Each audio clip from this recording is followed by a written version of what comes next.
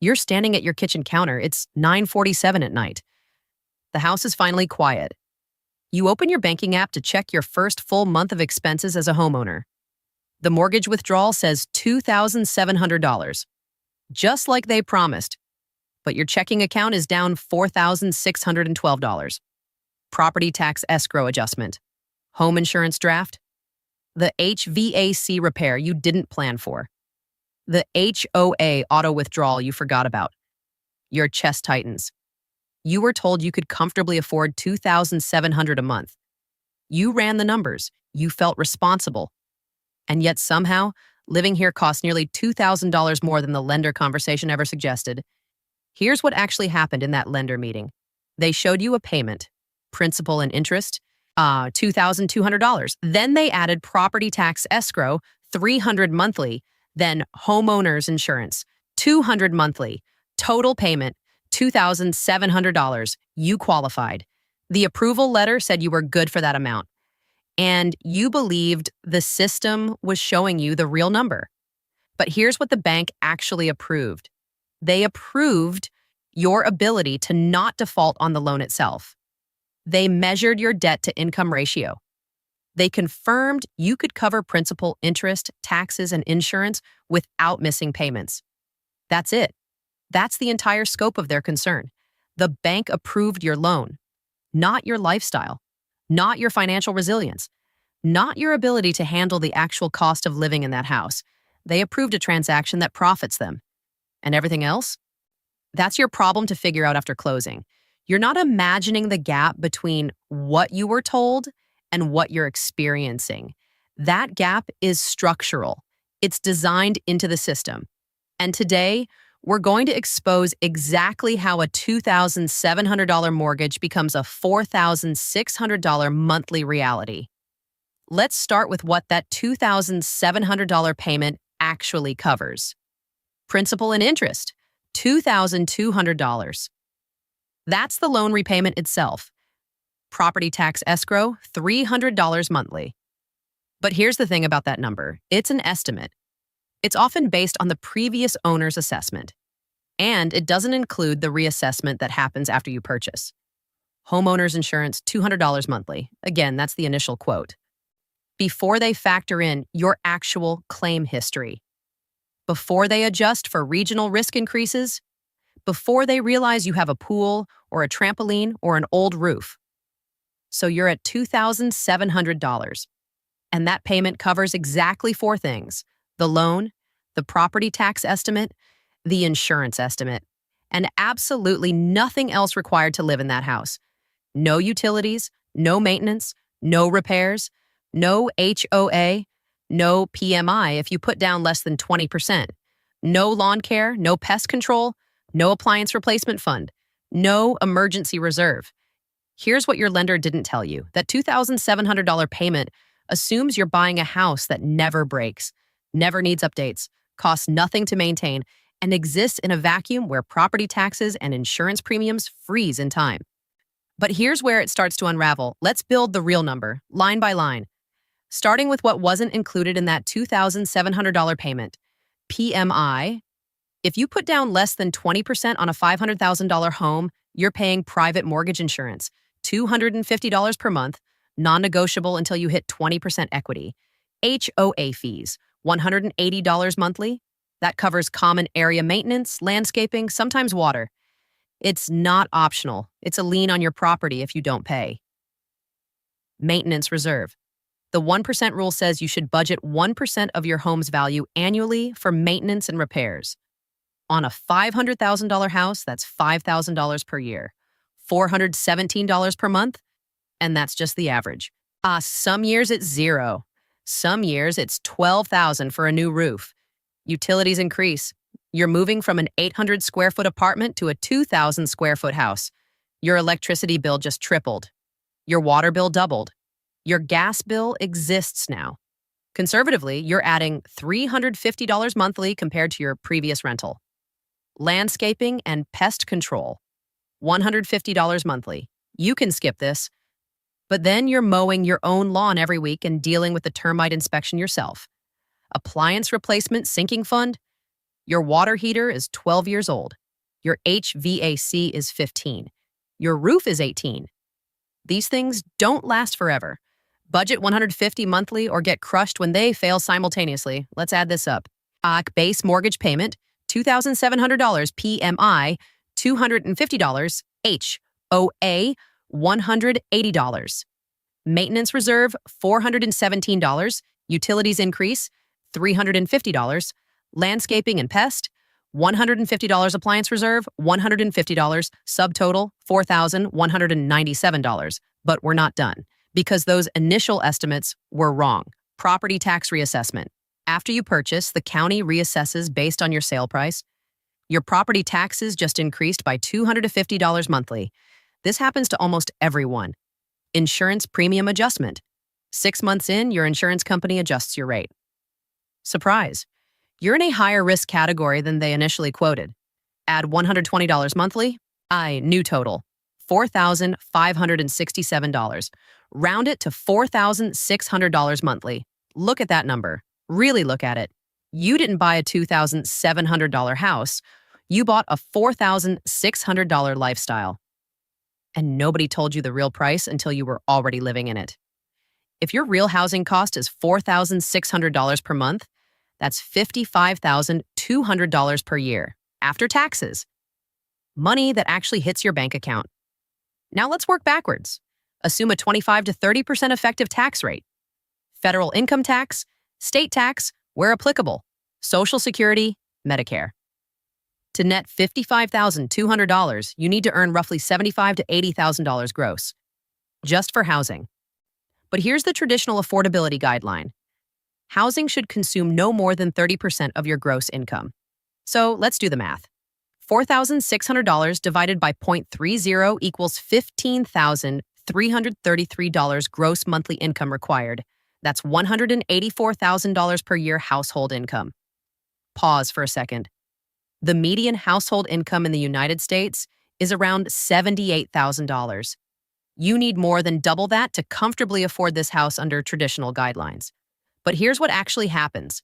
Lenders will approve you with housing costs up to 43% of gross income. Some go to 50%. They call these ratios acceptable risk. What they mean is acceptable risk of you not defaulting, not acceptable risk of you being financially comfortable. At a $140,000 household income, your $4,600 monthly housing cost is 39% of gross. The bank approves you, you feel validated, but you're already in the danger zone. And here's the thing. Many households buying these homes earn between $120,000 and $140,000 combined, which means they're spending 43 to 46% of gross income on housing. They're approved, they close, and they're immediately financially fragile. But numbers on a screen don't feel real until you see a household budget. Meet Daniel and Marissa. Daniel works as a software support specialist earning $82,000 annually. Marissa is an elementary school teacher earning $58,000. As combined gross income, $140,000. They did everything right. Saved for a down payment. Got pre-approved. Bought a house they were told they could afford. Monthly housing cost, $4,600. Here's their actual take-home after federal tax, state tax, health insurance, and retirement contributions. About $8,300 monthly. Housing cost, $4,600. Remaining, $3,700. Now let's look at their other expenses. Student loans, $600 monthly. They both have graduate degrees. 2 car payments, $850. They need reliable transportation to get to work. Car insurance, $300. Groceries, $900. They cook at home. This isn't extravagant. The gas and transportation, $350. Out-of-pocket health costs, $200. Co-pays, prescriptions, dental, phones, internet, streaming services, $250. Child care savings fund, $400 monthly. They're planning to start a family in 2 years. Let's add it up. Student loans, $600 car payments, $850 insurance, $300 groceries, $900 in gas, $350. Health, $200 utilities and subscriptions, $250 childcare savings, $400 total, $3,850. They have $8,300 take home. Housing takes $4,600. Other essentials take $3,850. That leaves negative $150. Wait, that math doesn't work. And so they cut the childcare savings. Now they have $250 monthly margin in a good month.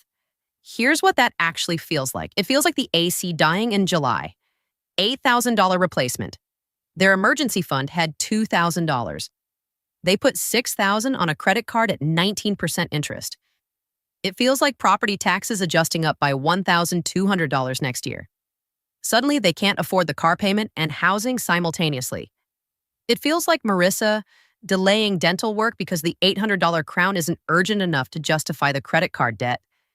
It feels like stopping retirement contributions entirely at age 34 because there's simply no room in the budget. They're not irresponsible. They're not bad with money. They're bank approved, and they're trapped. Here's who profits when you buy the maximum house you qualify for. The lender profits. A $500,000 mortgage at 6% interest generates more income than a $350,000 mortgage. They make money on the loan balance. Bigger loan, bigger profit. The real estate agent profits. They're paid a percentage of the sale price. If you buy a $500,000 house instead of a $350,000 house, their commission increases by thousands. They have zero incentive to tell you to buy less house. The builder profits. If you're buying new construction, they want you at maximum approval. Their margins depend on selling at the highest possible price point. The insurance company profits. Bigger house, higher coverage limits, higher premiums. Nobody in this transaction makes money when you say, actually, I'm going to buy below my approval amount. The system is designed to push you toward maximum debt because maximum debt generates maximum profit for everyone except you. And here's the trap.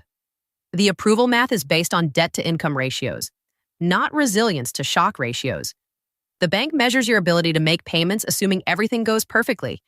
No job loss, no medical crisis, no major repairs, no economic downturn, no income disruption.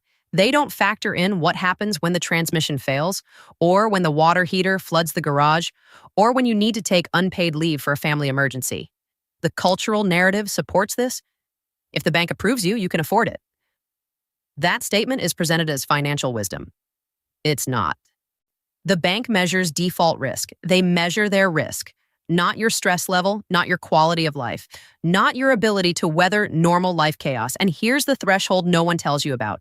If your real housing cost exceeds 35% of your gross income, you are entering high-stress territory.